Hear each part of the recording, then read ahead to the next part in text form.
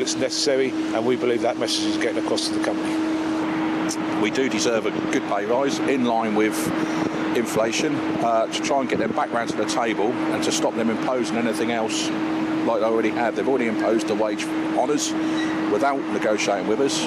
We feel that they should be round the table with us, discussing us, and to resolve this matter as soon as possible, really.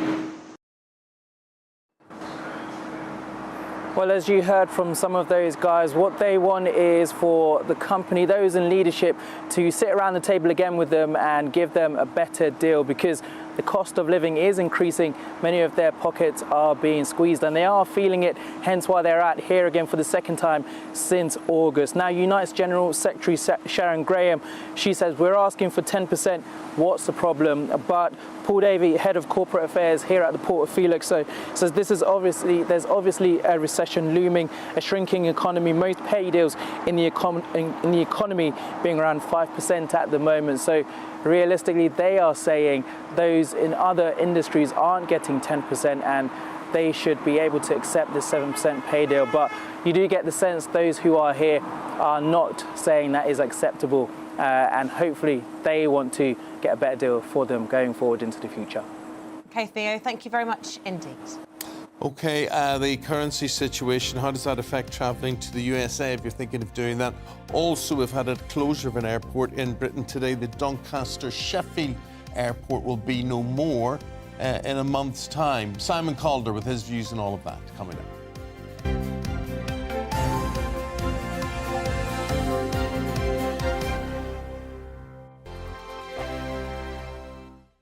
We are GB News. And we'd like to say thank you to each and every one of you for helping our great nation find its voice. We're absolutely everywhere. Across England, Scotland, Wales and Northern Ireland. On TV, on radio and online. We're proud to be the People's Channel, Britain's news channel. On the Mark Steyn Show, we cover the stories a lot of people are scared even to mention. The stuff that really matters with some of the world's biggest thinkers. Now is his opportunity to kind of take the steering wheel of history. Break away from the flop at 8 o'clock on GB News with the Mark Steyn Show. Hello, I'm Esther McVeigh. And I'm Philip Davis. Whether you're watching or listening on TV, online or on radio, we handpick the latest stories, debates and expert opinions for your weekend. So whether that's politics, news or showbiz, we've got it covered. Join us every Saturday morning at 10 o'clock on GB News. Join my show Farage, 7 p.m. till 8 p.m. Monday through Thursday. And there you will get opinion, analysis, debate, and I'll cover stories that nobody else dares to touch. You've been cancelled. Join the club. Oh, my goodness me. And then for the last 15 minutes, talking pints. We're over a drink. We have a civilised conversation with someone. We very often disagree, but we do it in a grown-up way. Come and join me on Farage. Hi there, it's Stephen and Anne. At breakfast from 6 a.m, you'll always be caught up with everything you need to know, the latest headlines, opinions and debates. We'll bring you the good news and the bad, but most of all, we're here for you. Remember, send in your views and let us know what you would like us to talk about. That's because we're your news channel. And every morning at 6 a.m, it's breakfast on GB News.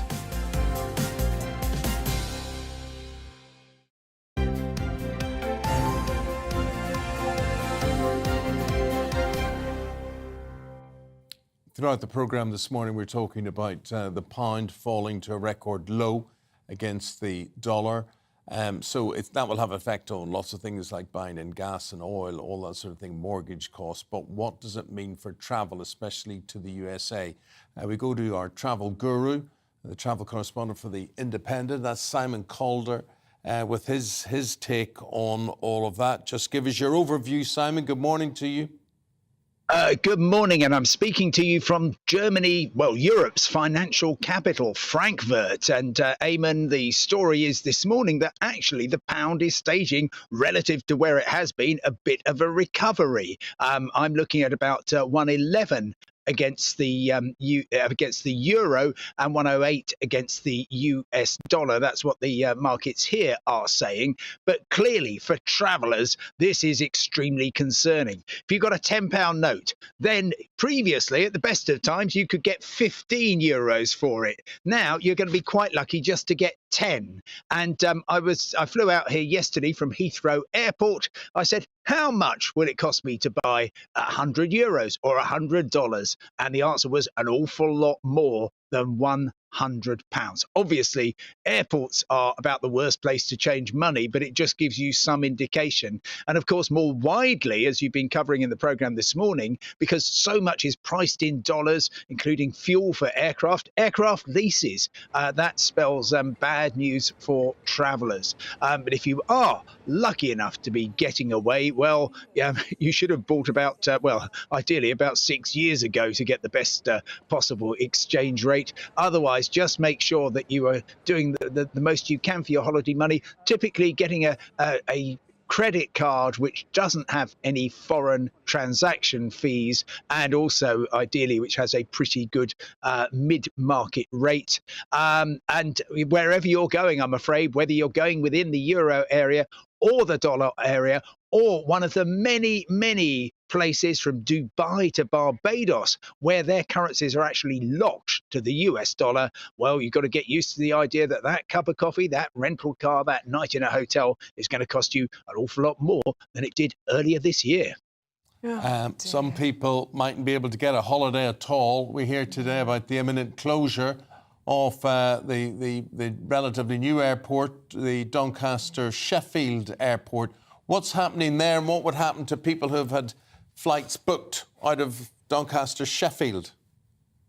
Really sad story, this. Yes, the airport opened former RAF Finningley in 2005. Lovely place, really efficient, friendly, easy, so much different from bigger airports. And actually, scale seems to be part of the problem. We have had the owners, Peel Group, saying they do not see any viable future for the airport, and that's after the local council said, look, we will put in millions of pounds, we will bankroll your losses till the end of October 2023, and the company Peel Group just said no, it's never going to make any money. We can't take taxpayers' money for something which we know is, effectively, they didn't quite say this, a financial basket case. So we are closing it in 5 weeks' time. Terrible for the hundreds of people who work there and for the many thousands of people, as you say, with forward bookings. The story for them is that most of them will actually be holiday customers with TUI, the biggest holiday company in Britain. They have already redeployed aircraft to nearby airports such as Leeds, Bradford, East Midlands, and some people will be going from Manchester. If you book through a travel agent, they will be able to kind of help you through it. But of course, for people in South Yorkshire and East Yorkshire, because it was very convenient there, it's really bad news. They're not going to be able to fly from their local airport. But I'm afraid the aviation world is brutal. And if you're an airport and you haven't got enough flights, then your fixed costs are very high.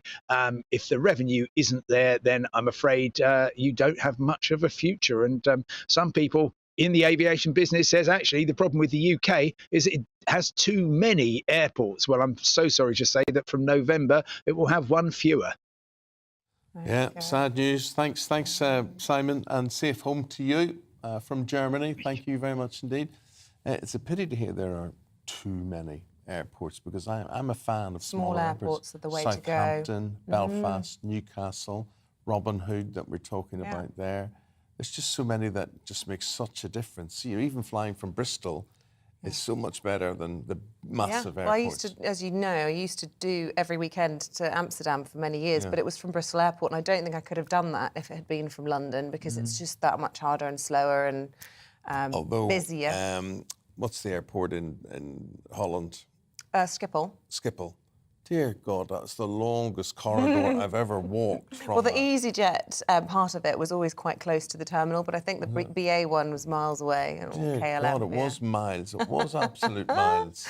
You know? Yeah, it's a big old airport. I'm at the stage where I need one of those beep, beep, beep, beep trolleys. No shame in that. Would you take a ride with me? Yeah. My wife says to me, I'm not getting on that with you. I said, well, fine. see we you won't on need board. that after you're up tomorrow. Yeah, that's right. Hopefully. Right, Hopefully. right. This time tomorrow, we'll be thinking of you. Yeah, I'll be lying on a slab this time tomorrow. Or is it an operating theatre? What's it called? Don't say a slab, Amy. Don't start this. This is when you become all morbid and start predicting the end. I tell you, you'll miss me when I'm gone. I will. You'll miss So me. we're not having that chat. Thank you. We're going to go now. We're going to go to the papers right after the break. Amy Cameron, Martin Daubney. All we need is your company right after this.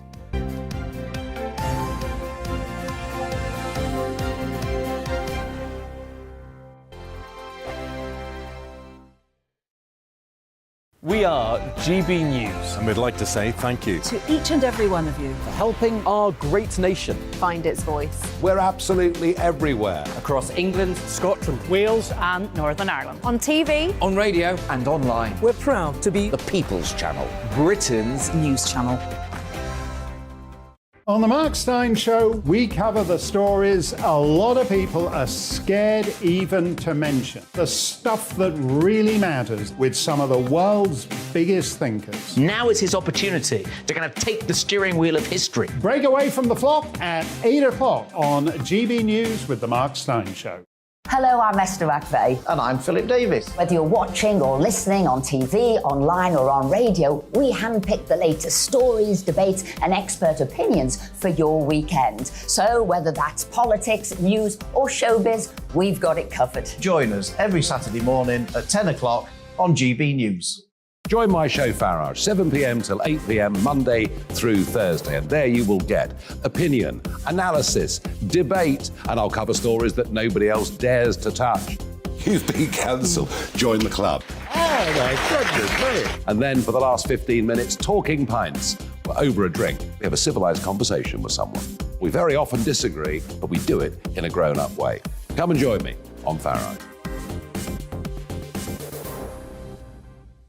Hi there, it's Stephen and Anne.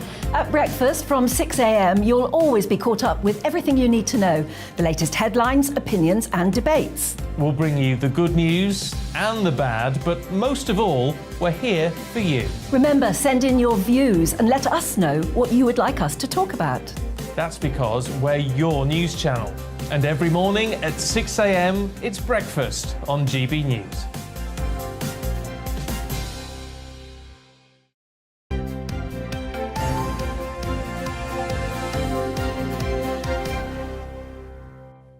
OK, we're going through the papers this morning, joined by the journalist and former Brexit MEP Martin Daubney and the environmental campaigner Amy Cameron. Welcome back to both of you. Amy, let's start with you. And you've chosen a story on the Labour conference in The Guardian. Delegates back motion urging Labour to back proportional representation.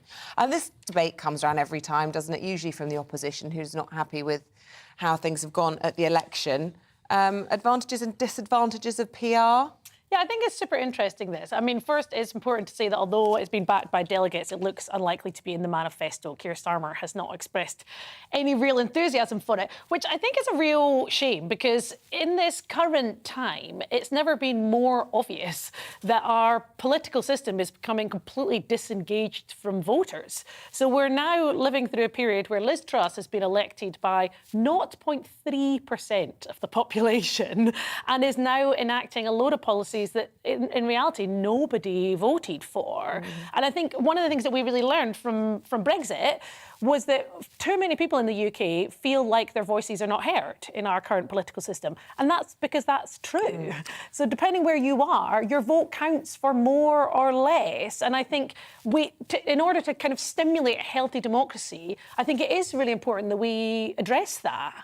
Although with PR, you get lots of coalitions, lots of indecision, Nothing gets gridlock. done. Yeah, Nothing you know, gets the current system. You do hear all those voices, but they never get anywhere. It's just, you know, I know that experience from Ireland. Well, so I was a beneficiary of proportional representation. I was voted in a European election as an MEP because of that. I got 500,000 votes in the West Midlands. And you've got to be careful what you wish for here, because the Labour Party might want this because it will do away with Tory dominance. But it would also allow, I think, the spectacular comeback of politicians like Nigel Farage, because for sure he would get over 30 seats in a PR representation. And then we're going to go more towards a European-style split parliament where coalitions are formed, which has just happened in Italy. which brings me on to my story. To your story. Lovely little segue there. I know. So this is like the time. Such a professional. Yeah, well done. I was expecting to do some sort of really candid Martin link will there. take it from here, Isabel. But you did it for me. Yeah, so proportional representation has allowed Giorgia Meloni in as the new Prime Minister to be sworn in November. A spectacular surge to power from nowhere. And it's being called far-right, being called populist, and being linked to Mussolini's fascist movement in the post-war era. I think Britain needs a leader like Meloni and would vote for a leader like Meloni, and I'll explain why. She's strongly pro-nation, and that is in an era where globalism has failed in terms of energy reliance, interference from the European Union. She's also a strong Eurosceptic. Quittily, the next Brexit is shot to 3-1 as the bookie's favourite. She believes in protecting borders, if necessary, with the Navy and the Army. That would go down well with the British electorate. She's pro-family. She wants far-right policies like tax breaks for young mums, protection for young mums, free nursery places. Yeah, but no gay dads are allowed to adopt. Well, so some of her policies, because she's a Catholic, would land far worse. For example, she's very anti-abortion. She is anti-same-sex adoption or marriage. We don't know if that would become policy. It's very, very unlikely it would. What I'm saying is she's a strong leader. Her speech that she gave has done millions and millions and millions of hits. And this, I think, is the sort of leader we need in an era of bland, vanilla, boring politicians who all say the same things. And she's working class, she's been a waitress, she's been a nanny, she knows the real world, she was raised by a single mum. We need more politicians like this. Well, I don't think all politicians are bland and saying the same thing at the moment. You know, this is perhaps the biggest distinction we've seen between the parties in a long time. I pointed out her diverse career yesterday, and I said I loved her hit Together in Electric Dreams. Yeah. Right. And two Egypts that started a debate on Twitter saying, I cannot believe I switched on GBNews and Eamon Holmes believes this woman is a pop star. Well, there's a distinct lack of humour out there with people. I don't disagree with a lot of what Martin has said on this, actually, in that I think what we're seeing, and I'm always reticent, I think we all should be, of commenting on the politics of other countries in any great extent. I don't profess to be an expert in Italian politics, but I think where we do see similarities is in communities that feel like they've been left behind and a left that has historically failed to provide solutions to that. So in a period of fear and instability, unfortunately, you do see populism and nationalism rise. I think it'll be interesting to see, and you sort of touched on this already, Martin, how many of her more extreme positions hold, because she's already rode back on her. Well, they're only extreme to liberals. They're not extreme in her country to a lot of people who believe in the Catholic faith. So it's all relative. It is all relative. I also think we should be careful, though, exactly to the PR point of assuming that these politicians on the extreme represent the majority. I think, actually, in lots of different political systems, extremes can sometimes hold more sway than they ought to. She holds mainstream conservative views that would go down very well in Britain, on the whole. Well, I think two things on that. One, it is worth bearing in mind that the two parties that came second are actually more on the left. So the Social Democrats, who I think have performed fairly badly. That's like saying more parties voted Remain if you add them all up. They lost. The five-star movement. I don't disagree with you, but I think the five-star movement had an unexpected surge in southern Italy because of their support for citizens' income. So I think what you're seeing is a population that are desperate for solutions to many of the kind of social insecurity and social inequalities that we also see here in the UK. Yeah. I think blaming migrants, and I do just want to get this in quickly, is all too easily a scapegoat. And actually, Martin, I would disagree with you, because the percentage of people in the UK who say that migration is bad for the economy has absolutely plummeted. And that's not what's represented in politics or mainstream media. She's talking about illegal immigration across the Mediterranean in their case, across the Channel in our case. People see this as a huge social injustice. They see unfairness and the law not being applied equally. That's what this is about. And a similar thing would land very, very well with the British electorate. We know that because they voted for similar in every general election since 2010. I think many... Their migration problem is much bigger than ours, of course, because it's just nose to nose with Africa, and the distance is very short. So they're experiencing, we think we've got problems with that, they're experiencing. But I agree with you, Amy, from the point of view that, it's obvious we need some sort of migration we just can't get people to work in certain jobs in the hospitality sector, farming, whatever. And I don't know how people who oppose immigration conjure that up, how they solve that problem. Well, yeah, I think that's a really good question. And actually, one of the things that's been kind of quietly done this week is Liz Truss has spoken about reducing migration caps for a number of our sectors that are hugely understaffed. Terrible idea. We do have a problem with staffing in lots of sectors of society. But how and I would think you a fix the healthy, staffing productive thing? migration I'll tell you how. is key to that. I'll tell you how, because big business and the service industry in particular has become totally reliant on imported cheap foreign labour throughout this entire process from the Blair years onwards. The answer, here's me sound like a lefty, is to increase pay and give a fair working wage. That's what Boris was trying to achieve. Right. But it just hasn't happened. I mean, we're just not... But was he trying to achieve that? Because at the same time as professing that, they were also bringing in some of the strictest anti-union legislation in the EU. You don't need unions. So we can't... You don't need unions. You don't need unions in Pret-a-Manger or Wetherspoons or pubs. Raise wages. Those workers absolutely should be unionised. Unfortunately, they're not, and that's left them way too vulnerable to the vagaries, as you say, of major international businesses who will undercut them on wages. I think pitting more worker unions against and more workers immigration. is a It's like, total wow, loss. the left haven't learned anything since the Brexit referendum. These are the policies that cost I don't elections. think anyone in the Brexit referendum was voting against unions, Martin. No, That's so the left's answer is always more unions and more immigration, and people don't want that. And for a recognition of many of the inequalities that are now being exacerbated and just going back to the shortfall of what, of filling these posts,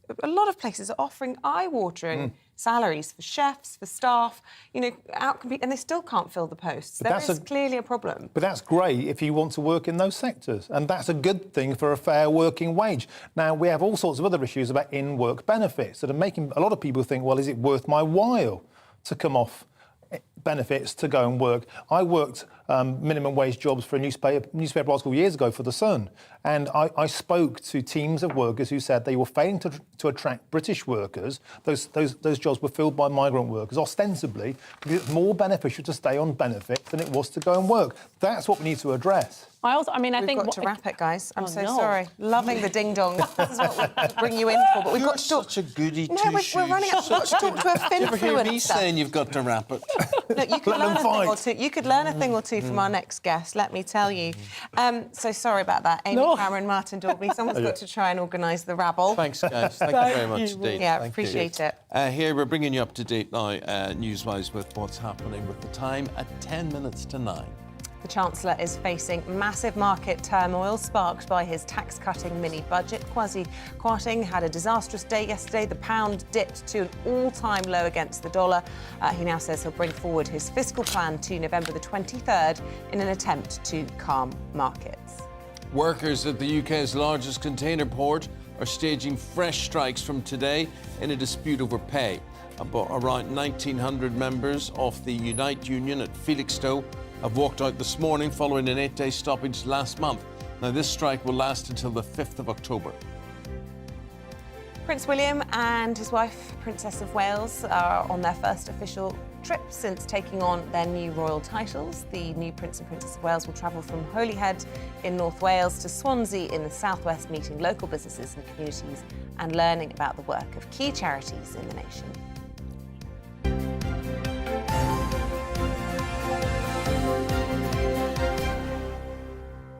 I just misread that in a moment of madness. I was getting confused with the Prince and Princess of Wales, and I was busy thinking whilst I was reading. It's I live occupational hazard. I live somewhere that's called Hollywood, but it's spelt Holywood. Oh right, I actually just looked at a house in Hollyport, which is spelt Holy. There you are, and of course they all relate back to monks and priests and monasteries and all that sort of thing. Now, here's something I'm very keen on, and I wish I had have been taught in school, and that is economics. And never too late. Yeah, well, I think it is. Too late. But anyway, younger people nowadays are particularly interested in this because they're getting their financial advice from the internet. Yes, the world of so-called Fin-fluencers or financial influencers is growing with savvy savers. See what we did there? Fin-fluencers. Gaining millions of followers, the likes of TikTok and so forth. Well, Laura Turner is one of these Fin-fluencers and is in the studio with us this morning. Very good morning to you. Excited to meet a Fin-fluencer. Yeah, and I think I just think it's so vital, Lauren. For years I've been banging on about this, about just in school, how they teach you this, that and whatever, and you're just not prepared for the world. Absolutely. I couldn't agree more. And I think, you know, what is great with the Fin-fluencer movement is that, you know, we can get information really in a really accessible way. Yeah. And so, you know, you can just type in on Instagram or YouTube or anywhere and you can find out what you might need to know. So I think it makes that information really accessible. Is it a safe place to get your financial advice from TikTok? I mean, how do you know the person you're following isn't a crook or just a fraud? Yes. Now, that is a really good question because, you know, there are these fraudulent accounts which can promote scams. And so you do have to be vigilant about the type of advice that you do get. I would personally say to anyone looking for real financial advice to go to a qualified financial advisor rather than reaching out to their favourite influencers because, you know, they may not have the qualifications that are required. What have you been influencing recently? I mean, what have you been saying in the wake of Friday, for example, on TikTok? Yes. And what sort of response have you had from your followers? I think, well, I've certainly seen an increase in followers. I think more and more people are looking for that sort of information. And I've been sharing ideas about how to increase your income at this time to try and mitigate, you know, the rising cost of living. And also I've been talking about free things to do in cities such as London as well. Okay. Yeah, no, I always find it, you know, I went out and I earned money and I did my pub jobs and my paper rounds and milk rounds and everything that I was supposed to do. But holding on to your money, no one ever taught me about that. I always thought, oh, there it is, it's there to spend, which was big mistake. And I've never really changed in life. My attitude is just earn more, try and earn more. You've had a nice life, though. You can't take it with you. No, but I'm saying that I would have worked too hard to not to have insulated myself and protected myself well at this stage in my life. That's what I'm saying. Yeah, it's understandable. And I think, you know, one thing that I definitely like to encourage people to do is to look into the future and think, what do I want my life to look like in the future? And how can I make the building blocks for that now? And, you know, it's definitely a fine balance between you know, living life in the moment and enjoying yourself, but also looking after your future self. self. To this day, I still don't understand pensions. I really don't get it and how it benefits you. And well, anyway, we'll not go into it. But the point is, when I think if I had have been 20 and started saving in a pension, would I really have benefited from it? Yes. Yes. Is the answer, absolutely, because you know, when you put money into your pension, it's being invested, and you know, the longer that you can invest your money for, the better. So you know, if you start investing your pension age 20, by the time you come to retirement, that has really, due to compound interest, really grown over that time. Well, there you go. A Fin-fluencer in the flesh. Laura Turner, thank you so much. Personal finance content creator. Really interesting to talk to you. Thank you so much. It's a good service, Laura. It's a good service. And would you say this generation are more financially savvy than Isabel's generation would be or my generation would be? Well, I think only because of things like social media. It means that you have access to so much more information that you wouldn't have necessarily had unless, you know, your friends or your family were telling you about it previously. Yeah. So, yeah, in that sense, yes. OK. Thank you. Well, we have got a big grown-up influencer in the form of our business and economics editor, Liam Halligan. He's going to give you his take on what's happening, sterling against the dollar, sterling against Europe and whatever, right after the weather. Good morning, I'm Alex Deakin. More showers to come today, but for some areas we'll see lots of showers. Others may not see many at all and have basically a fine and a bright day with sunny spells. But it is pretty chilly if you're just about to step out the door. There's low pressure up to the northeast and this weather front approaching the far southwest. And between the two, generating a brisk northwesterly breeze, which will continue to bring lots of showers into northern Scotland and also some scooting down through the Irish Sea into North Wales and particularly northwest England, We've got a wet day here, and those showers will eventually move down into the Midlands and parts of East Anglia and the southeast. That weather front in the southwest also bringing quite a damp afternoon across Cornwall and the Isles of Scilly. Elsewhere, we'll see maybe 1 or 2 showers, but some decent spells of sunshine. But it isn't warm. A chilly start by this afternoon. We're only looking at highs in the mid to low teens for most of us, and add on that breeze, it feels colder. That wind today, though, perhaps not quite as brisk as it was yesterday. A bit more rain to come this evening across Devon, Cornwall, the Isles of Scilly before that fades away. More showers to come tonight across eastern parts of England and eastern Scotland, and we'll keep some showers going in West Wales. Again, it will be quite a chilly night, but again, enough of a breeze to stop temperatures from getting too far down. Maybe a pocket or 2 of frost in rural spots, but generally staying a few degrees above freezing. Nevertheless, a chilly start to Wednesday. Quite a bit of sunshine around, a brighter day for northwest England. We'll see thickening cloud bringing a bit more in the way of rain to eastern parts of England, particularly from Norfolk up to the borders of Scotland. It's going to be quite wet here come the afternoon. A few showers elsewhere, but turning generally a bit drier further west and across the south, where we might reach 17 Celsius, but generally a chilly feel for the next couple of days. Again on Thursday, bar 1 or 2 showers, many places dry and bright with some sunny spells. The likelihood of things turning quite windy with a spell of rain crossing the country on Friday.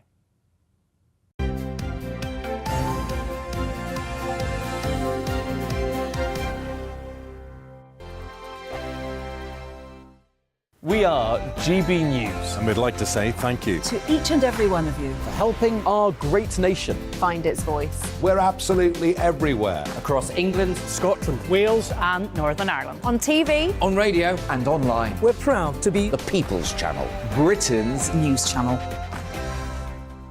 On the Mark Steyn Show, we cover the stories a lot of people are scared even to mention. The stuff that really matters with some of the world's biggest thinkers. Now is his opportunity to kind of take the steering wheel of history. Break away from the flop at 8 o'clock on GB News with the Mark Steyn Show. Hello, I'm Esther McVeigh. And I'm Philip Davis. Whether you're watching or listening on TV, online or on radio, we handpick the latest stories, debates and expert opinions for your weekend. So whether that's politics, news or showbiz, we've got it covered. Join us every Saturday morning at 10 o'clock on GB News. Join my show Farage, 7 p.m. till 8 p.m. Monday through Thursday, and there you will get opinion, analysis, debate, and I'll cover stories that nobody else dares to touch. You've been cancelled. Join the club. Oh my goodness me! And then for the last 15 minutes, talking pints. We're over a drink. We have a civilised conversation with someone. We very often disagree, but we do it in a grown-up way. Come and join me on Farage. Hi there, it's Stephen and Anne.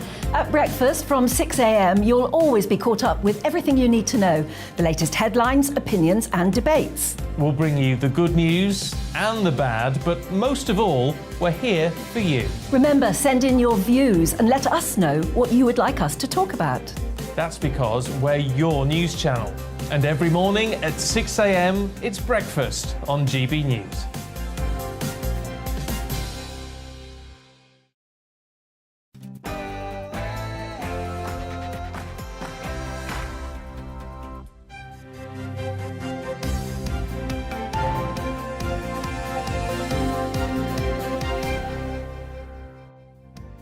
The pound plummets as the Bank of England and the Treasury attempt to calm the markets. Hello there, very good morning to you. Thank you for your company. 9 o'clock is the time on this Tuesday, the 27th of September. This is Breakfast on GB News with Eamon Holmes and Isabel Webster. Here's what's leading the news this morning. The Bank of England and the Treasury are facing an all-out sterling crisis after a day that saw the value of the pound plummet. In an attempt to calm markets, the Chancellor has announced he'll set out a new plan for the economy on November the 23rd. Multiple mortgage lenders have withdrawn deals for new customers in the wake of yesterday's volatility as they struggle to price their products. At his party conference, Sir Keir Starmer will use a speech in Liverpool today to accuse the government of losing control of the economy. It comes as new polling by YouGov shows Labour has its biggest lead over the Conservatives in 20 years. And the King's new monogram has been revealed as the period of royal mourning has come to an end. The image features the King's initials and will appear on government buildings, state documents and post boxes. Join in, you know what to do. There's the address on screen. You can tweet at GBNews.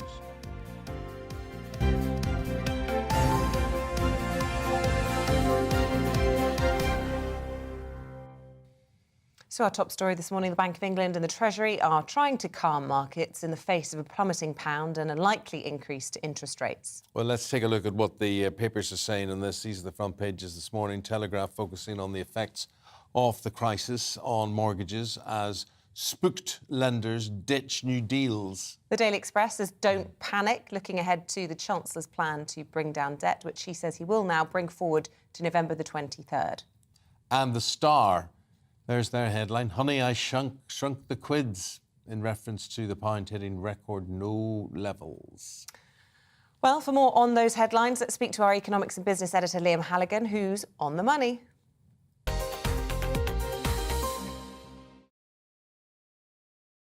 Not great reading for any Chancellor, especially one who's new to the job, Liam. He won't be happy with the way things have turned out since his mini-budget on Friday. Absolutely right, Isabel. You know, the financial markets, particularly what's happening on the pound, but also to government borrowing costs, the interest rate the government has to offer investors to borrow money, completely dominating this conference. Keir Starmer's obviously going to take advantage of that today, as his Shadow Chancellor, Rachel Reeves, did yesterday, painting the Labour Party as the real party of responsible economic management, very much trying to move into Tory territory, beating them on their home ground. A lot of Conservatives here in Liverpool, a lot of people you read on WhatsApp and talking to them on the phone, there is real concern. There's talk about letters being submitted to Sir Graham Brady challenging Liz Truss's leadership when she's barely got her knees under her desk at Downing Street. The good news for the Conservatives, and particularly Chancellor Kwasi Kwarteng this morning, is that the pound does seem to have stabilised overnight. It's at $1.08, which is roughly where it was 48 hours ago before we started talking about a sterling crisis. But that doesn't mean this is over. It may be it may just be the beginning of the end, to quote Churchill, given that a lot of people around the world will be looking to see what the government, what the Treasury, what the Bank of England now says. They're, of course, determined to say nothing at all. They don't want to be seen to be panicking, taking the markets on, and that's why yesterday's statements were rather thin, very little new action. That 23rd of November date that you mentioned there for the Chancellor's next fiscal statement, that was pretty much nailed on anyway. They haven't really brought it forward, and of course there was no emergency interest rate rise from the Bank of England. But as we can all see, and as the front of the newspapers reflected, in the actual money markets where mortgages are provided, interest rates are soaring, and that's going to be a concern to a lot of homeowners this morning. You're talking about the international reaction to all of this. The chief economist at Bank of Singapore saying, and being quoted on the FT this morning, it looks like we're headed for a spiral that we would usually see in emerging markets, crises where policymakers struggle to reassert credibility. And then they quote Vasilios Gikianos, Citigroup's EMEA head of foreign exchange, saying the UK is now in the midst of a currency crisis. And as you say, the impact on mortgages with Halifax, I think it is, Virgin Money skipped and all yesterday, blocking new mortgages will be a cause of concern for many people. It will. Look, to be frank, I think there's an awful lot of hyperbole going on here. The chief economists of the big investment banks, you know, they're paid to say things in many senses that help their investment banks. So a lot of big international investors will be what we call short the pound. They'll have placed bets, sophisticated bets in financial markets that turn out to be profitable if the pound actually falls.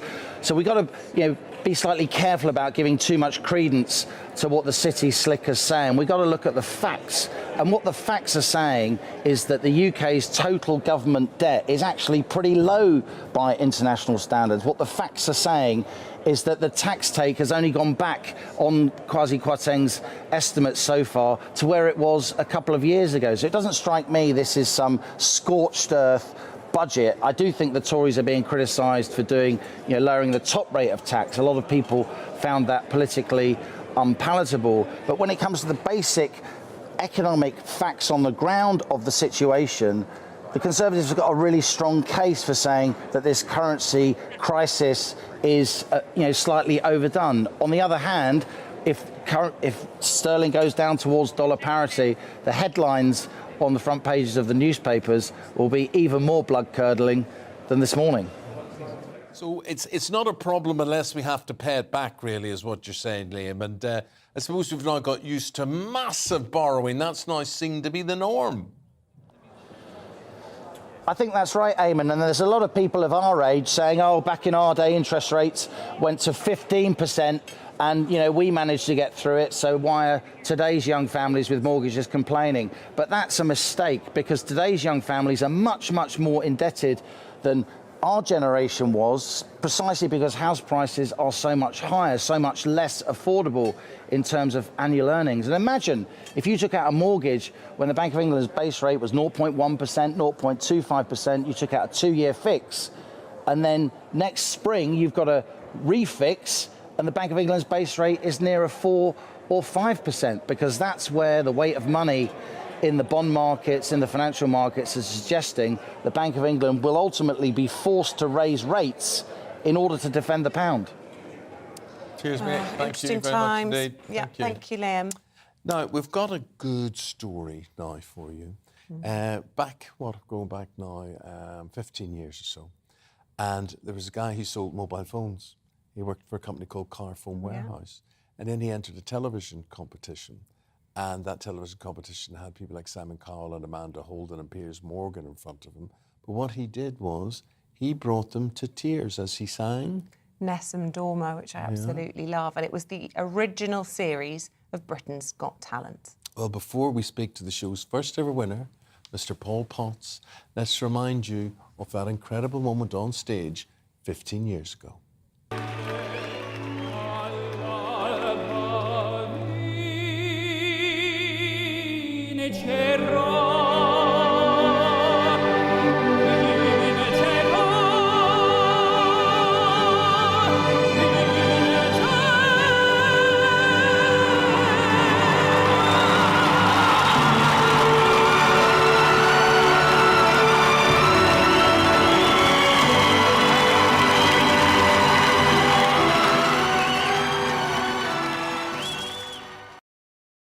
Incredible. I've got goosebumps listening to that. Just amazing. Let's speak to Paul this morning. Paul, how do you feel watching that back? Does it bring back all those memories from 2007? It does for us.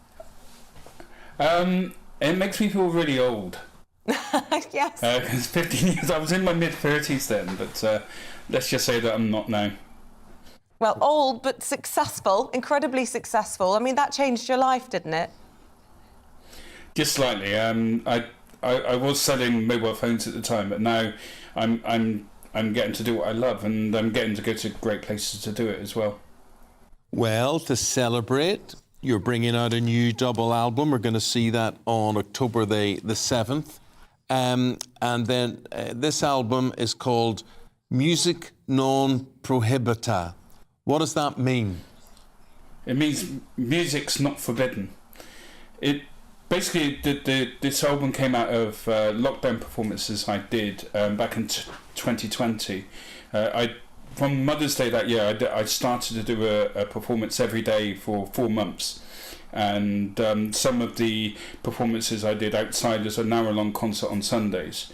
And so I decided, let's see about recording some of those. And I did think about doing maybe 12 to 16. But I ended up recording 41 tracks, so it ended up being a double album.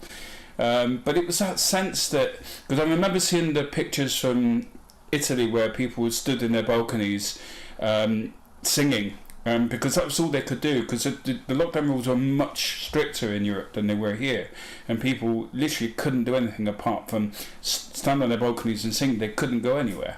And so music wasn't forbidden, it was the one thing that wasn't.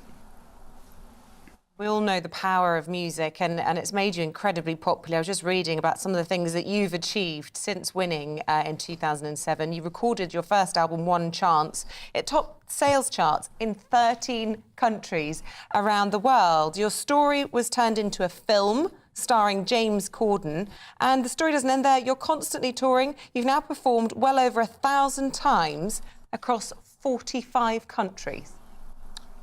So what is your rule, Paul, when it comes to recording a song or putting a song on the album? Do you have, what are your parameters? I mean, must it be a classical song, for instance? Do you mix and match the type of music that you sing? Do you sing differently in private than you do in public? I have been known to do a bit of karaoke in Japan and Korea, I mean, on this album, it's more classical. There's quite a lot of Neapolitan songs which people will be really familiar with. Things like "O Sole Mio," or how it's just generally known in the UK as "Just One Cornetto." But quite a lot of other popular Neapolitan songs, but also some opera arias and one or two stage stuff as well. It's one of the performances I've done on there is by Dan and Laura Curtis, who are Welsh composers, and so there's a bit of English on there as well.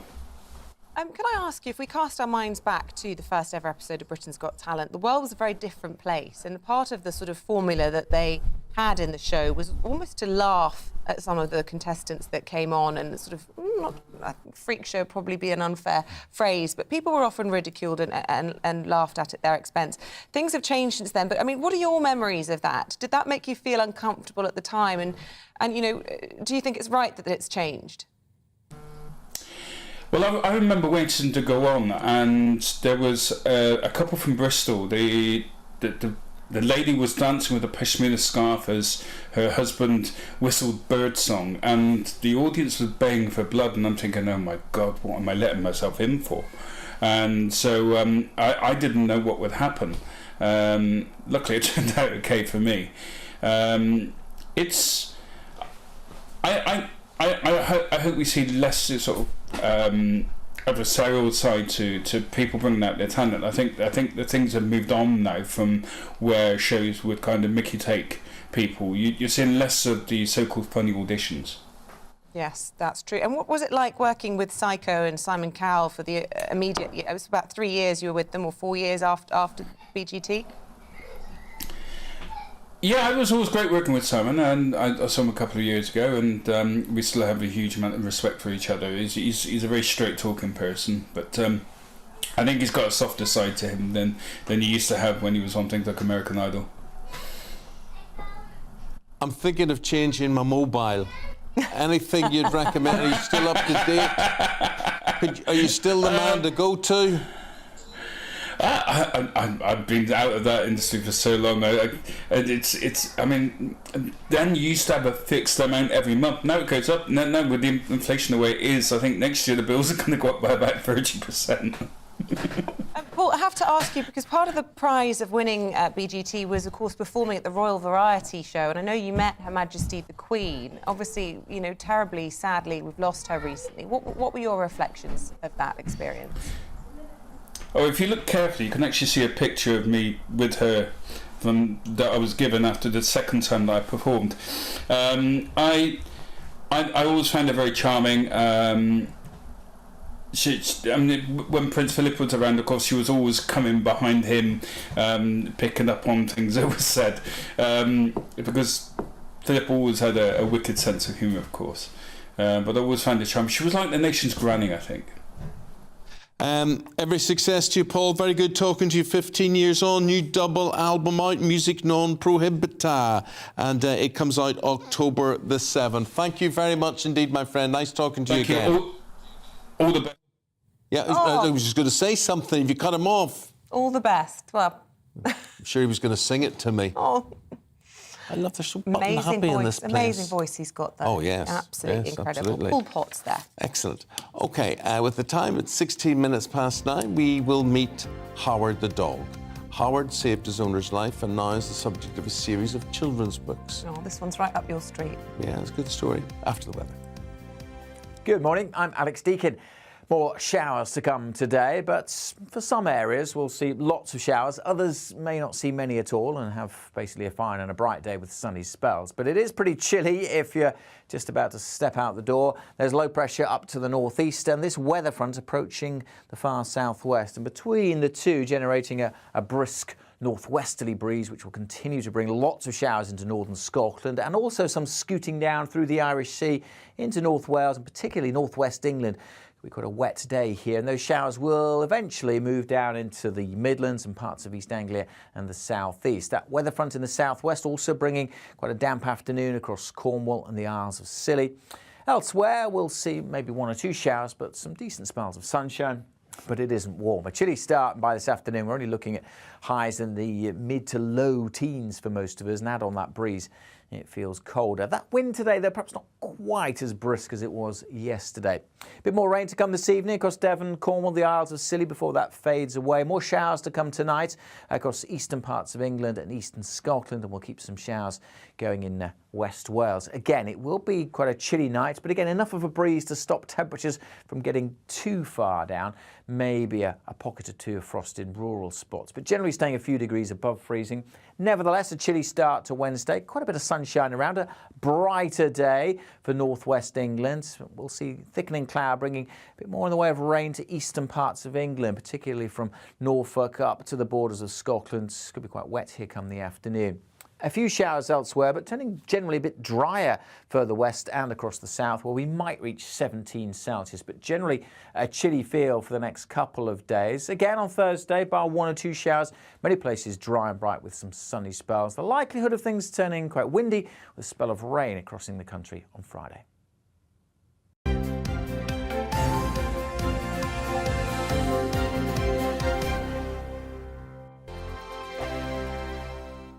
We are GB News. And we'd like to say thank you To each and every one of you. For helping our great nation. Find its voice. We're absolutely everywhere. Across England, Scotland, Wales and Northern Ireland. On TV. on radio and online. We're proud to be The People's Channel, Britain's news channel.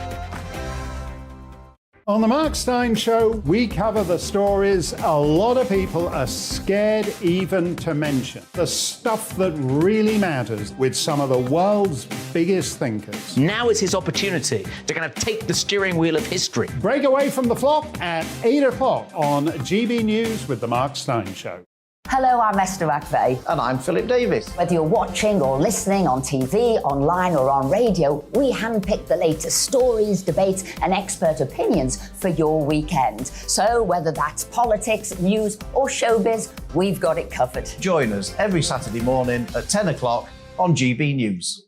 Join my show Farage, 7 p.m. till 8 p.m. Monday through Thursday, and there you will get opinion, analysis, debate, and I'll cover stories that nobody else dares to touch. You've been cancelled. Join the club. Oh my goodness me! And then for the last 15 minutes, talking pints. We're over a drink. We have a civilised conversation with someone.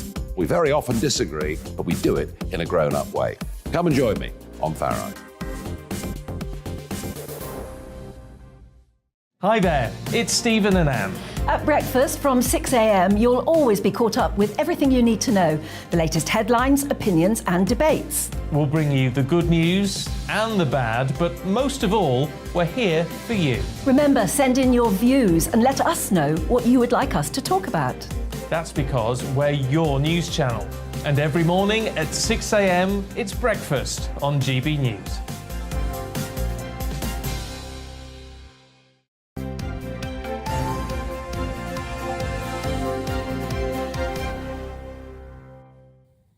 I'm sure you've often heard the saying that a dog is a man's best friend.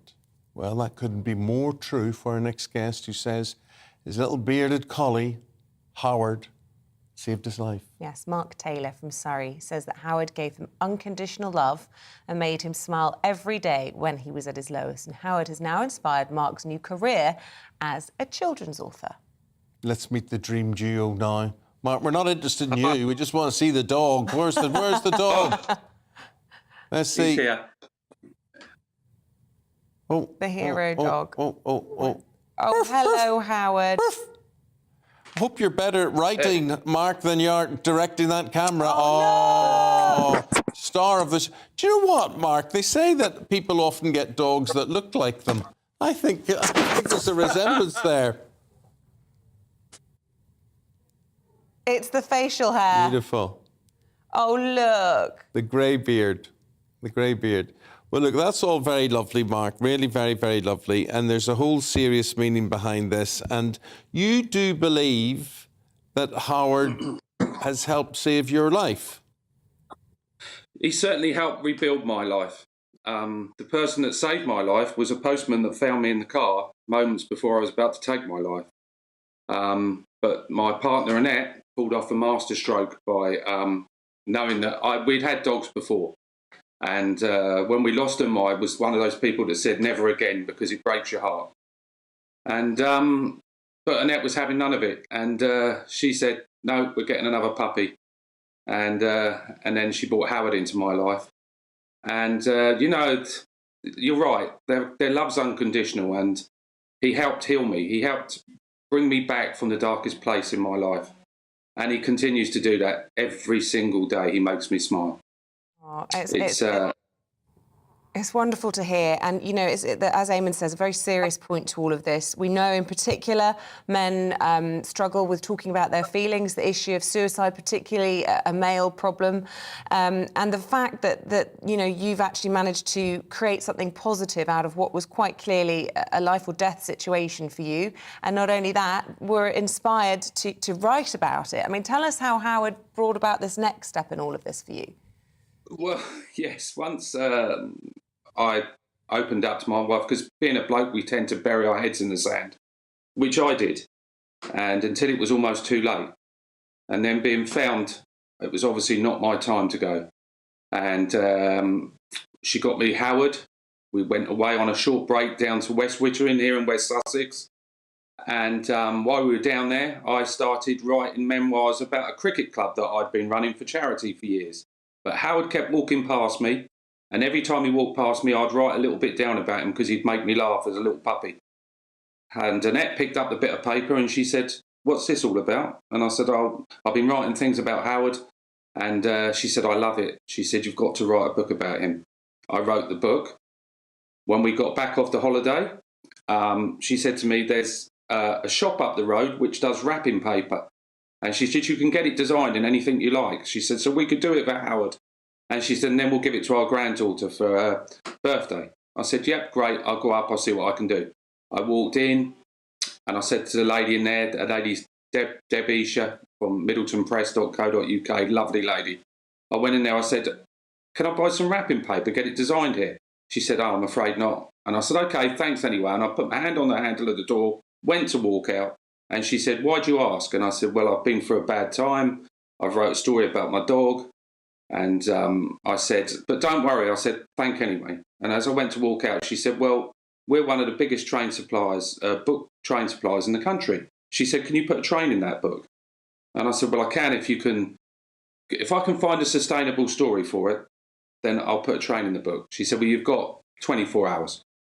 So off I went back home, found a story about a train in America that runs on cooking oil, put that in the children's book.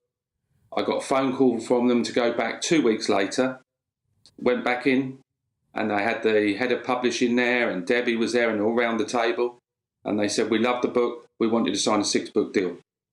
Well, that's brilliant. Now, Mark, we've only got a minute left on the programme, and so many lovely factors coming together there. Your success as an author, your love of your dog, Annette in your life there. I'm glad you mentioned that. That was a strong thread in all of this. But what would you say generally, I suppose the most important thing is, to anyone who is, you know, really down in the dumps, things are getting too much for them, especially a man, I suppose.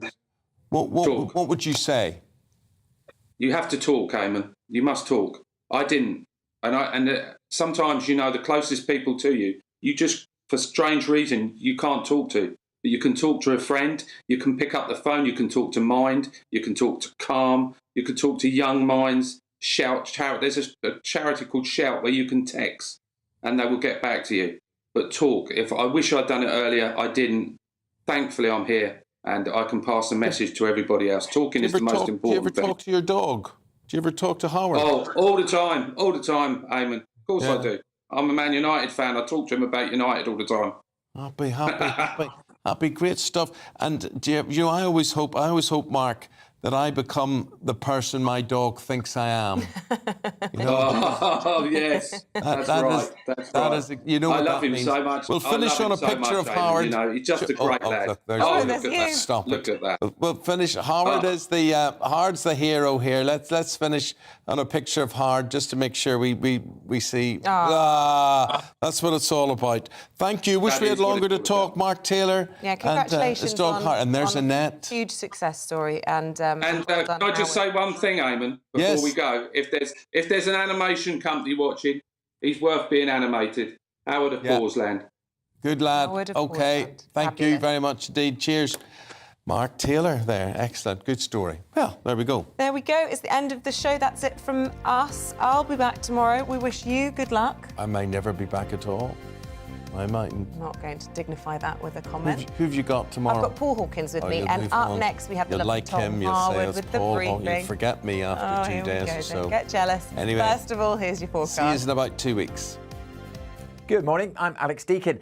More showers to come today, but for some areas we'll see lots of showers. Others may not see many at all and have basically a fine and a bright day with sunny spells. But it is pretty chilly if you're just about to step out the door. There's low pressure up to the northeast and this weather front approaching the far southwest. And between the two, generating a brisk northwesterly breeze, which will continue to bring lots of showers into northern Scotland and also some scooting down through the Irish Sea into North Wales and particularly northwest England. We've got a wet day here, and those showers will eventually move down into the Midlands and parts of East Anglia and the southeast. That weather front in the southwest also bringing quite a damp afternoon across Cornwall and the Isles of Scilly. Elsewhere, we'll see maybe 1 or 2 showers, but some decent spells of sunshine.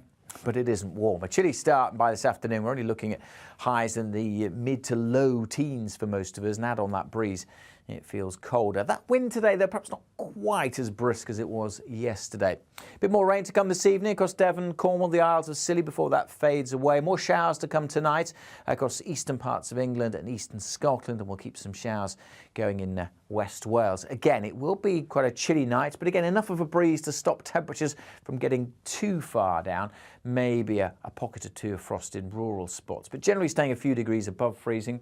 Nevertheless, a chilly start to Wednesday. Quite a bit of sunshine around, a brighter day for northwest England. We'll see thickening cloud bringing a bit more in the way of rain to eastern parts of England, particularly from Norfolk up to the borders of Scotland. It's going to be quite wet here come the afternoon. A few showers elsewhere, but turning generally a bit drier further west and across the south, where we might reach 17 Celsius, but generally a chilly feel for the next couple of days. Again on Thursday, bar 1 or 2 showers, many places dry and bright with some sunny spells. The likelihood of things turning quite windy with a spell of rain crossing the country on Friday. Hello there, it's Eamon Holmes here from Breakfast on GB News. We're not just on your television and your screens, you know. We're on DAB plus digital radio, so you can listen to your favourite shows on the move. If you've not yet listened to GB News Radio, it's very simple. We're on your radio player and TuneIn apps, on your smart speaker, phone or tablet, or online at gbnews.uk. Take us with you wherever you go. GB News Radio. You never have to miss a moment of the People's Channel.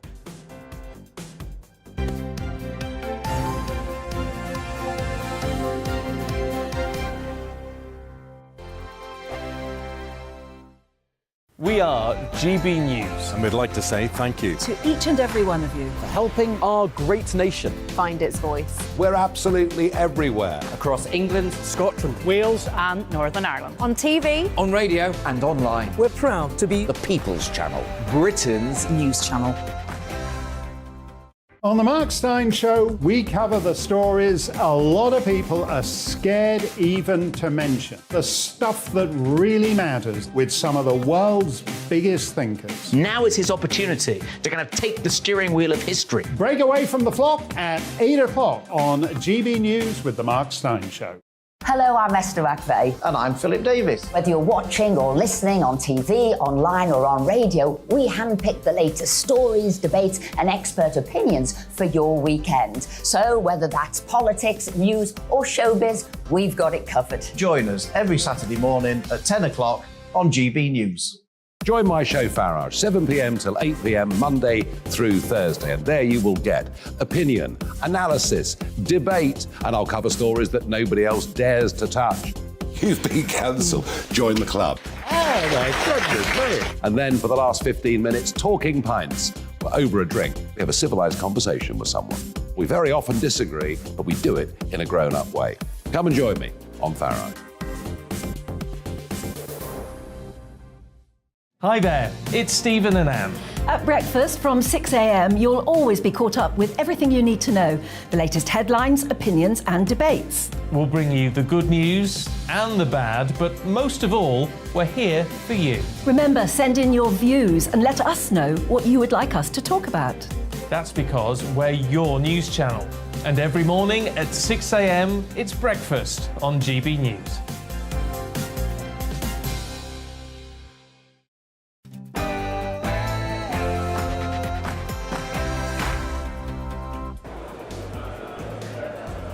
A very good morning to you. It's 9:33 and live from the Labour Party conference in Liverpool. This is The Briefing with me, Tom Harwood, on GB News. We've got a packed show today. We'll be exploring what's going on in the markets, why under Labour it would be any different. We'll be looking at some of the fringe events and, of course, ahead to Sir Keir Starmer's big speech today, which will be broadcast at 2 p.m. All that to come, all the analysis and discussion here on The Briefing after the headlines.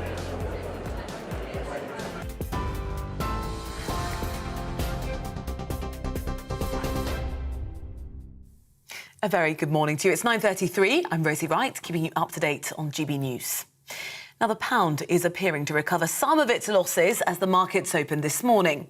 Sterling hit a record-breaking low against the dollar yesterday following the government's tax-cutting budget. Several banks, including Halifax and Virgin Money, have withdrawn some mortgage products after the Bank of England said it wouldn't hesitate to raise interest rates. While attempting to steady the markets, the Chancellor, Kwasi Kwarteng, says he'll bring forward what he calls a medium-term fiscal plan to start bringing down debt levels. The Labour leader will use today's party conference speech to offer the country what he calls a fresh start. Sir Keir Starmer will commit to getting the UK out of a so-called endless cycle of crisis, he says.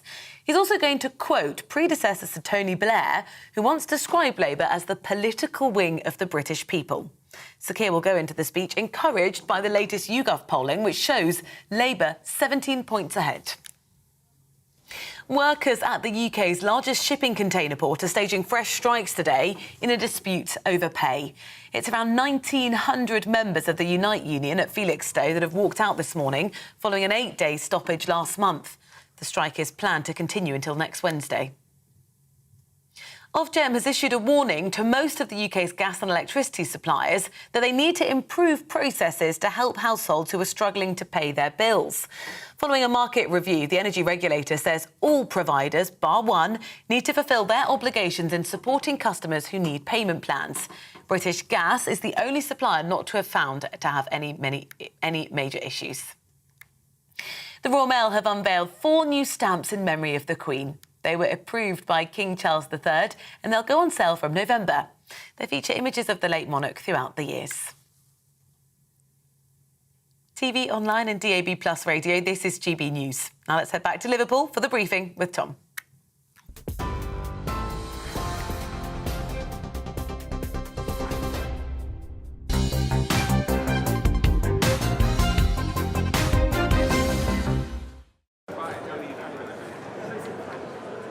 A very good morning to you, live from Labour Party conference. It's a big day today. It's the speech of Sir Keir Starmer, the leader of the Labour Party. And one of the interesting trails we're getting into this speech is it's going to reference the words of Tony Blair. That's right, the name of the Prime Minister, the name of the Labour leader that you'd be wary to say at a Labour Party conference only a few years ago, that would be make you a sort of persona non grata in these parts, is now coming from the lips of the Labour Party leader. Let's discuss it all and more with my excellent panel. I'm delighted to be joined by John McTernan, of course a former advisor to Tony Blair, and Ben Gaze is the Deputy Political Editor of the Daily Mirror. John, let's start with you. Is Blairism back?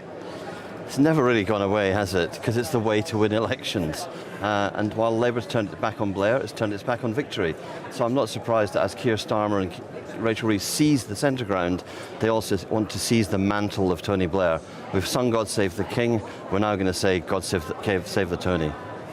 Well, Ben Glaze, let's turn this to you because, of course, there has been a significant strain of thought within the Labour Party, not just under Jeremy Corbyn, but actually under Ed Miliband as well, that this party needed to have a break with the 13 years of power, that it needed to try a different direction. Has that all been thrown away?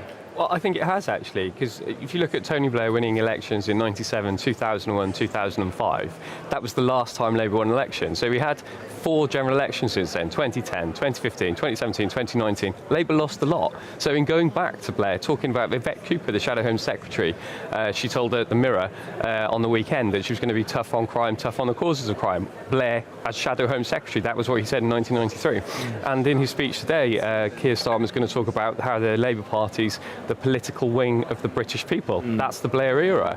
So yeah, going back to winning ways, that's, if it worked then, it could work now. And John McTernan, just explain to us why the political wing of the British public is such an important phrase, because to most people that would sound like, well, wouldn't most politicians want to say that? But it's specifically seen by some as a slight to the trade union movement. Well, the trade unions will always claim they set up the Labour Party as the political wing of the Labour movement, and that therefore, when they have a demand that conflicts with the Labour leadership should simply give in. Now, that's wrong historically. The Labour movement, the union, set up the Labour Party to form governments, because there's only so far a union can go. But the Blair point and the Mandelson point in saying that Labour is the political wing of the British people is that we represent all of the country. We govern for business and we govern for workers. That's why we don't go on picket lines, because we stand for everybody, not for one section or one faction. It's a really, really profound movement. Now, some people claim, and particularly some people on the left of the Labour Party claim, that it shows a certain dishonesty with the Labour Party leadership, with Sir Keir Starmer personally, who stood to be Labour Party leader, saying we're not going to throw away the principles of the Jeremy Corbyn years, who stood to be Labour Party leader, saying he backed nationalisation of all various different sectors in this country. And now he seems to have gone back on all of that. Is trust a problem here? I don't think it's trust a problem. I think it's adapting to circumstances. So, you're talking to different electorates. To win the Labour Party leadership, you basically got to say one thing. To then win a general election where it's not just the Labour Party members voting, it's the general public, you need to sort of adapt those positions and hone them. Because it was 2.5 years ago that he won the leadership and became Labour leader. And now, looking forward to this general election in 2 years' time, probably, he's got to find retail policies that will win the centre ground, which is where general elections are won and lost. Does that not say that Sir Keir Starmer just says whatever his audience that he's speaking to, whatever they want to hear? To the left, to become Labour leader, he said he'd do X. Now he's talking to the country, he's saying he'll do Y. How do we trust him? The thing that the public want to see in you, what are your core values? And then they want to see to you, can you deal with the circumstances as they are now? Keir became leader in the pandemic. We didn't know what the world would look like after the pandemic. We now do know there's a world of high inflation.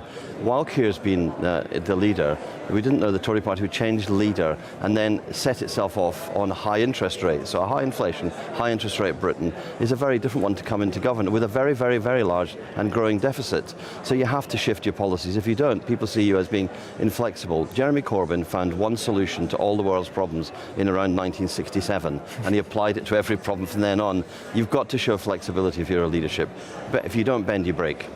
Now, looking around this conference, there is a real sense of optimism. There's a sense, more so, I've been to conferences now for the past 4 years. I'm sure you two have been around for a little bit. Since 1987. There seems to be a huge sense that people just expect the Labour Party to win now. They're talking about themselves as a government in waiting in a way that they haven't in recent years.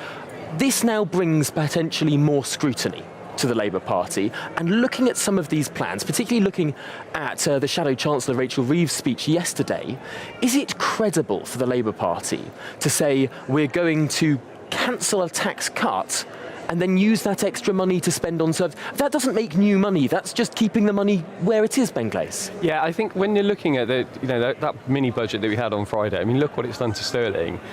So Rachel Reeves, the Shadow Chancellor, who wants to see herself in the Treasury in 2 and a bit years' time, when she was setting out those plans and saying she would restore that additional higher rate of tax of 45p, that's wildly popular in the country, mainly because not a lot of people pay it anyway. So the vast majority of the public would rather see that money go to the NHS. And the sort of confidence surrounding this conference, you look at, there was a YouGov poll out this morning that shows a 17-point lead for Labour. So, they are convinced they're on the way to power.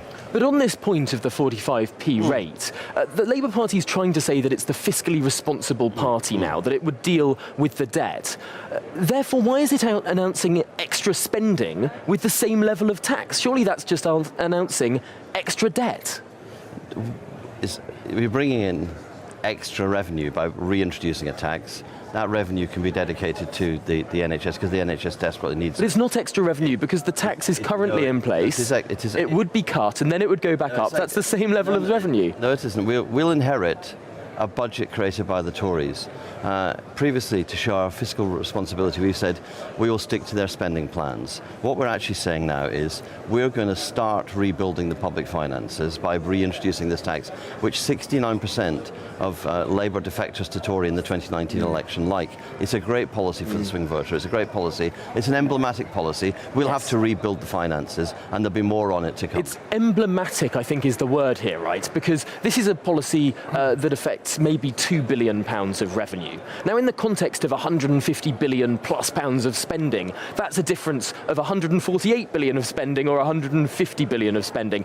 It's not really the kind of thing that will move markets. What else does the Labour Party need to do here to try and say that really what we're seeing at the moment in the markets wouldn't happen under the Labour Party? Yeah, I think it's all about responsibility and what Labour would do in government. So, the specific measures they've talked about either reversing or they wouldn't go ahead with from Friday's mini budget, they are portraying themselves as a party of you can trust us with the economy again, because that reputation that the Conservatives have had and enjoyed for so long about being able to manage the economy, well, if you look at what happened on the markets yesterday to the pound, that's gone. We're talking like Black Wednesday levels of trust being lost in the Conservative Party and their handling of the economy, I think.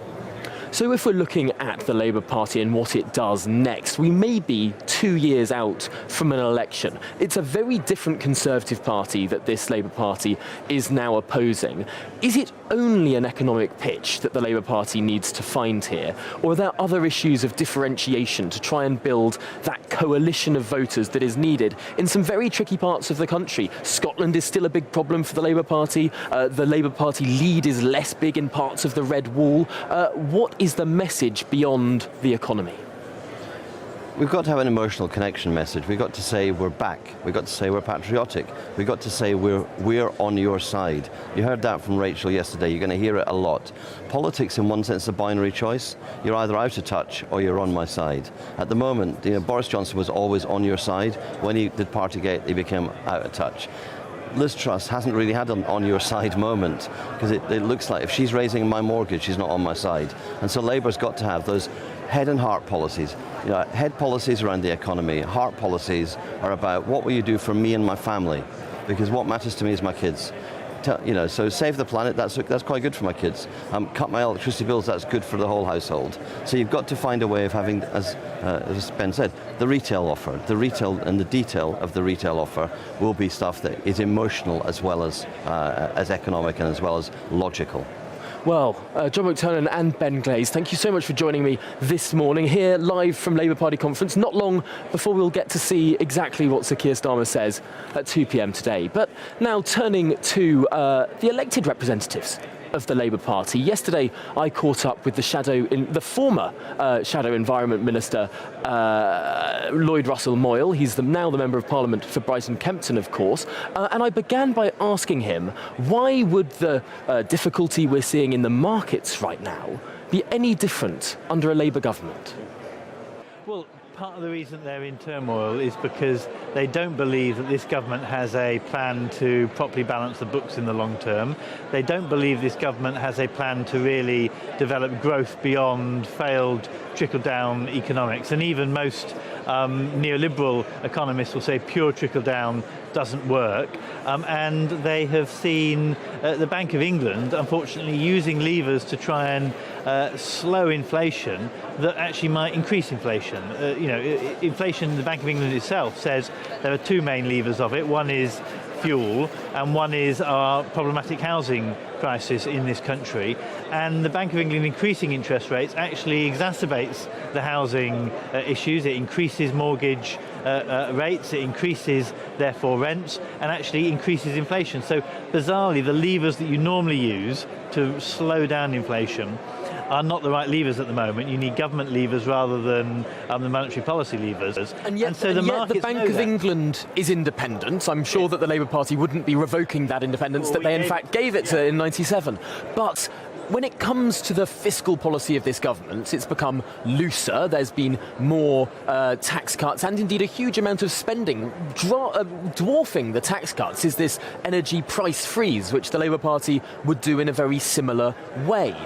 Why would, therefore, the market reaction be different under the Labour Party? Well, the debt be held in a completely different place. So, at the moment, the debt is all held in the government, on the never-never, for future generations. And we would have two prongs of our plan. One is that we would ensure that all excess profits are, in this temporary period, returned through a windfall tax. And when I say excess profits, profit is a payment for legitimate entrepreneurial endeavour and risk. Those are the two things that profit pays for. Once you are paying for things that is not entrepreneurial endeavour or risk, so just windfalls, then actually that is not a legitimate profit. And in an economic sense, you can tax that all back. And you can then reinvest that. That would cover almost all the borrowing, and the rest of the borrowing for stabilisation. Would that cover almost all the borrowing? The government's already all the borrowing for the energy freeze. The government's already imposing a 60% tax on these profits. They don't like to talk about it, but the government did actually impose a windfall tax under Rishi Sunak that has not been repealed. Labour putting a further windfall tax on top of that has been estimated that it would only raise in the order of £8 to £10 billion. The energy companies are due to make an excess profit in the next 2 years of £150 billion. That's global profits. Yes, but they're based here in Britain, they're British companies. It's foreign companies selling energy in as well. Yes, but hold on a second. The profits of EDF are repatriated back to the French government, even though some of those profits are made by British consumers. So I would assume that the profits that are made from BP's investments in other parts of the world that are brought back to Britain would be given to the British taxpayer. There is a good argument about changing the way the whole international market system works, but I don't think anyone's talking about that at the moment, because that's a much bigger kind of... Perhaps it would elicit a bigger market response than we've seen today. But what is clear is that through that and through endeavouring to put the debt on the companies, so rather than putting the debt on the books of the British Exchequer, what you say to the companies is that you have to burden some of these debts in the long term. But this doesn't cover the entirety of the extra spending, and we've heard just at this Labour Party conference, we've heard that your party is now proposing a new Elizabeth line for the north, massive infrastructure spending. It's almost like you're competing with the Conservative Party to see who can have the loosest fiscal policy possible. I just don't see how the markets would see that as particularly different if the only difference here is having an extra windfall tax. No, the only difference is ensuring that there is not debt for ongoing costs but for investment costs. It is ensuring that we use the right levers to get inflation down, because that's the big challenge for this country at the moment. Well, on that note, Lloyd Russell Moyle, thank you so much for being with us here on GB News. Thank you. Well, there we go, Lloyd Russell Moyle there speaking yesterday, and I have to say that the markets are still a little bit wobbly, so still very relevant as a conversation. But let's turn now to what else is going on at this Labour Party conference, because there has been so much, not just in terms of the speeches that have been given from the main stage, but also the atmosphere and, crucially, some of those fringe events too. Now, I'd like to show a picture now from what was termed by Paul Richards as the naughtiest event at conference. This is a fringe event that was held a few days ago by the Labour for a Republic campaign. Now, Paul Richards is a speechwriter, a former special advisor to a number of cabinet ministers as well. I'm delighted to say joins me now here on the conference floor. First of all, I suppose, there is this sort of tension between some of the membership here at conference and some of the stage management that we see on the main floor. What was the idea behind this Labour for Republic event, and why is now the time? Why was now the time to hold it? Well, you're not wrong that the fringe is the place where members can get together and talk about issues that are not necessarily on the mainstream agenda. Sometimes, of course, what happens on the fringe ends up into the mainstream, so there is a link there. But it was a meeting where people wanted to talk about the Constitution, looking forward to the coronation, thinking about the arguments going on within some of the Commonwealth countries like Jamaica, Australia, where they're thinking about becoming republics, and just having a sensible conversation. I have to say there were a few constitutional lawyers in the audience adding their weight to it, and it was very sort of rational and calm, and that's what the fringe is for. It's interesting looking at how that sort of balances with what the Labour Party management wants to do. We're talking a lot about how it was Blairite in tone to some extent, this speech we're expecting from Sir Keir Starmer now. I wonder if the management of party conference has become a bit more Blairite in terms of how it was managed. There were all of these stories back in the early 2000s of sort of hecklers being frog marched out. Are we returning to a sort of less open and democratic form of conference? I wouldn't say so, because the stage management, as you describe it, is coming from the delegates. The delegates are disciplined. They want to hear the shadow cabinet set out their stall for the future. They want to be part of that discussion and be part of that victory. And so whatever discipline there is and whatever sort of single-mindedness there is, it's coming from the conference floor. And you can see that with the iron discipline during the national anthem. You see it certainly during the big set-piece speeches by the likes of Rachel and by Keir this afternoon. There's just a sort of an appetite, there's a mood at conference that says let's just get together, let's not heckle, let's not shout, let's not distract. Let's focus on winning, and that's the way it's coming from. It's a marked difference from last year when, of course, the leader's speech was heckled, not once, not twice, but by a few people in the audience. Are you not expecting that this year? I'm not, because I would say the sort of the big controversial, very internal, inward-looking debates were settled last year, and those that wanted to sort of disrupt things and smash things up have been largely not here. They've stayed at home, or they didn't get elected by their local constituency Labour parties, and they are in a different part of the city if they're here at all. And so the delegates that are here are pretty much on board with Keir. That's not to say it's 100%, it's not North Korea, but there are people here just want to get on with it and see us in government. So I think there won't be any heckles. There'll be applause, there'll be a serious engagement with the arguments he's making. He's got to speak to the country too, let's not forget, not just us here in Liverpool, and I think he'll get a really good reception. And I suppose finally in this conversation, this is a party that feels more optimistic, more confident than it has done for quite some time. Is there a risk that confidence could lead to complacency? Always. And we should never be complacent. I mean, the 17-point lead gives us all a bit of a spring in our step. But I'm one of those people that just says, nothing is done until the votes are in the bag, and you don't know that until the morning after the election. So no complacency. But there is a mood. You'll know this, Tom. Conferences have a sort of a mood, an atmosphere, and this is one of confidence, a returning sense that we are an alternative government, and that we are talking to the people out there, not just to each other.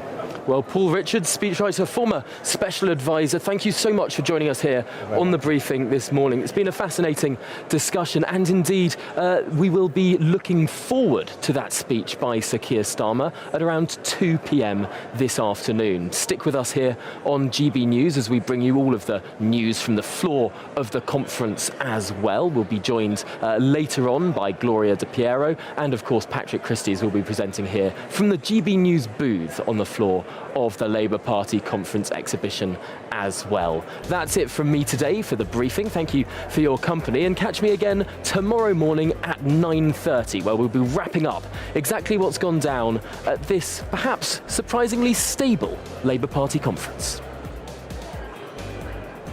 Good morning, I'm Alex Deakin. More showers to come today, but for some areas we'll see lots of showers. Others may not see many at all and have basically a fine and a bright day with sunny spells. But it is pretty chilly if you're just about to step out the door. There's low pressure up to the northeast and this weather front approaching the far southwest, and between the two generating a brisk northwesterly breeze, which will continue to bring lots of showers into northern Scotland, and also some scooting down through the Irish Sea into North Wales and particularly northwest England. We've got a wet day here, and those showers will eventually move down into the Midlands and parts of East Anglia and the southeast. That weather front in the southwest also bringing quite a damp afternoon across Cornwall and the Isles of Scilly.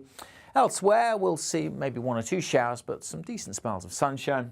But it isn't warm. A chilly start, and by this afternoon we're only looking at highs in the mid to low teens for most of us, and add on that breeze, it feels colder. That wind today, though, perhaps not quite as brisk as it was yesterday. A bit more rain to come this evening across Devon, Cornwall, the Isles of Scilly before that fades away. More showers to come tonight across eastern parts of England and eastern Scotland, and we'll keep some showers going in West Wales. Again, it will be quite a chilly night, but again, enough of a breeze to stop temperatures from getting too far down. Maybe a pocket or two of frost in rural spots, but generally staying a few degrees above freezing. Nevertheless, a chilly start to Wednesday. Quite a bit of sunshine around, a brighter day for northwest England. We'll see thickening cloud bringing a bit more in the way of rain to eastern parts of England, particularly from Norfolk up to the borders of Scotland. Could be quite wet here come the afternoon. A few showers elsewhere, but turning generally a bit drier further west and across the south, where we might reach 17 Celsius, but generally a chilly feel for the next couple of days. Again on Thursday, bar one or two showers, many places dry and bright with some sunny spells. The likelihood of things turning quite windy with a spell of rain crossing the country on Friday. Hello there, it's Eamon Holmes here from Breakfast on GB News. We're not just on your television and your screens, you know. We're on DAB plus digital radio, so you can listen to your favourite shows on the move. If you've not yet listened to GB News Radio, it's very simple. We're on your radio player and TuneIn apps, on your smart speaker, phone or tablet, or online at gbnews.uk. Take us with you wherever you go. GB News Radio. You never have to miss a moment of the People's Channel.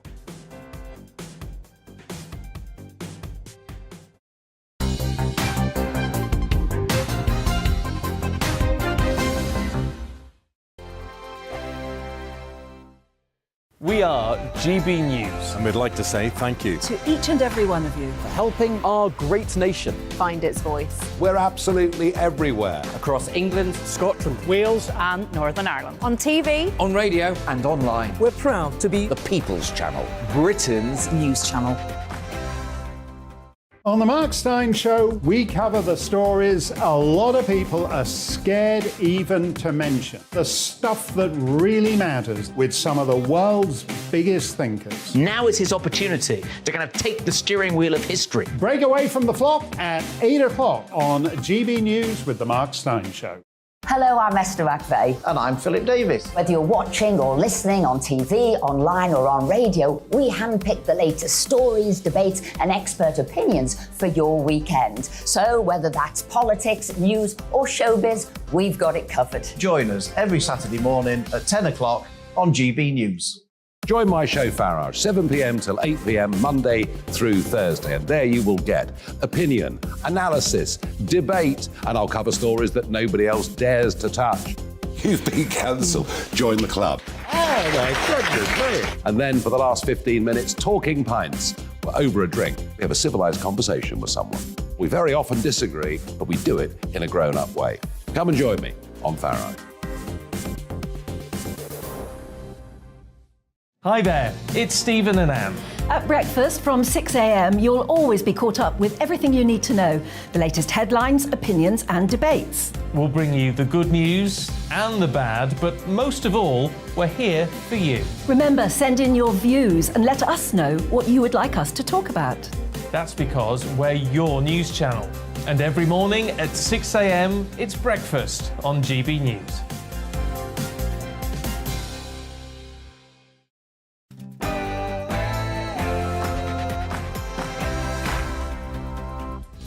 A very good morning. This is To The Point on GB News with me, Mercy Moriki, and Inaya Falarin Iman. We're on your TV, radio and online. We're with you until midday with today's big stories. Lots of discussion on some of the big stories in relation to the economy and the Labour Party conference today. Yes, and we want to hear your views as usual, so get them in at gbviews@gbnews.uk. We'll try and get to as many as we can throughout the programme, but first, here's your latest headlines.